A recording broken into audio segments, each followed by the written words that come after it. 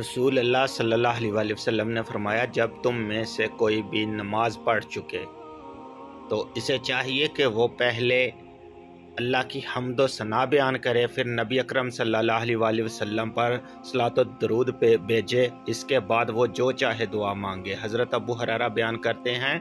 نبی اکرم صلی اللہ علیہ وسلم نے کبھی کسی کھانے میں عیب نہیں نکالا، اگر آپ نے اس کو پسند کیا تو کھا لیا اور اگر ناپسند کیا تو اسے چھوڑ دیا۔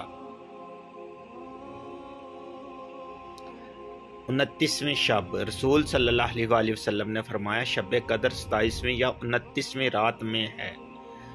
اس رات میں زمین پر کنکریوں کی تعداد میں فرشتے موجود ہوتے ہیں۔ رسول صلی اللہ علیہ وسلم نے فرمایا، مرد مرد کا ستر نہ دیکھے اور عورت عورت کا ستر نہ دیکھے، مرد مرد کے ساتھ ایک کپڑے میں موجود نہ ہو اور عورت عورت کے ساتھ ایک کپڑے میں موجود نہ ہو۔